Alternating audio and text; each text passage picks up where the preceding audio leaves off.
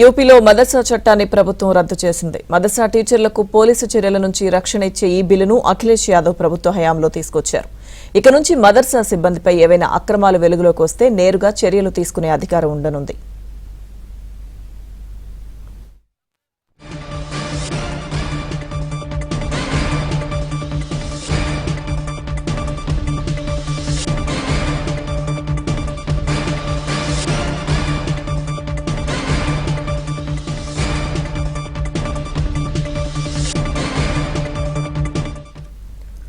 యూపీలో మదర్సా చట్టాన్ని ప్రభుత్వం రద్దు చేసింది. మదర్సా టీచర్లకు పోలీసు చర్యల నుంచి రక్షణ ఇచ్చే ఈ బిల్లును అఖిలేష్ యాదవ్ ప్రభుత్వ హయాంలో తీసుకొచ్చారు. ఇక నుంచి మదర్సా సిబ్బందిపై ఏవైనా అక్రమాలు వెలుగులోకి వస్తే నేరుగా చర్యలు తీసుకునే అధికారం ఉండనుంది.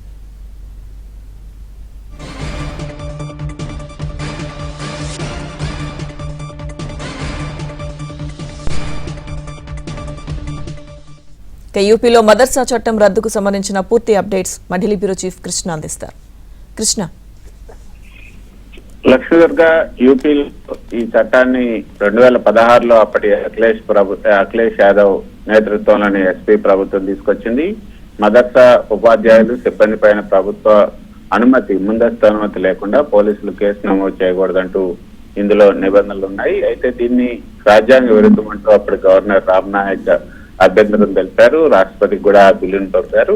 రాష్ట్రపతికి బిల్లును పంపిన తర్వాత రాష్ట్రపతి కూడా ఆ బిల్లును తిరిగి పంపడంతో ఇది అమల్లోకి రాలేదు. అయితే ఆ బిల్లు మాత్రం అట్లాగే కొనసాగించారు.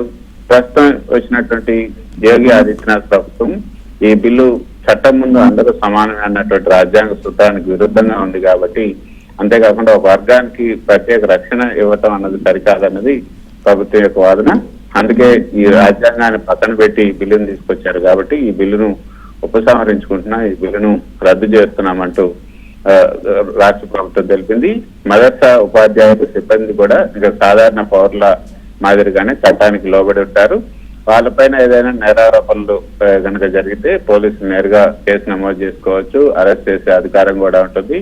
ఇక ప్రభుత్వం యొక్క ముందస్తు అనుమతి అవసరం ఉండదు. ఈ బిల్లును రద్దు చేసే ప్రతిపాదనకు కేబినెట్ ఆమోదం తెలిపింది. అయితే త్వరలోనే యూపీలో మదర్సాల నియంత్రణ, అదేవిధంగా నిధుల వినియోగం, జీతాల చెల్లింపులపై కూడా కొత్త చట్టం లేదా మార్గదర్శకాలు తీసుకొచ్చే ప్రయత్నం జరుగుతుందన్నది యూపీ ప్రభుత్వ వర్గాల నుంచి అందుతున్నటువంటి సమాచారం. అయితే ఇందులో రాజకీయ కోణం కొంత దాగి ఉండే అవకాశం ఉంది. ఎస్పీ అదేవిధంగా ఇతర ప్రతిపక్షాలు మైనార్టీలను లక్ష్యంగా చేసుకున్న నిర్ణయం అంటూ విమర్శలు గుప్పించే అవకాశం ఉంది. బీజేపీ అయితే అపీజ్మెంట్ పాలిటిక్స్ కు దూరంగా ఉండాలని వాళ్ళు చెప్పే అవకాశం ఉంది. మొత్తానికి అయితే మదర్సాల పైన సర్వేలు, ఆడిట్లు ఇంకా పెరిగే అవకాశం ఉంది.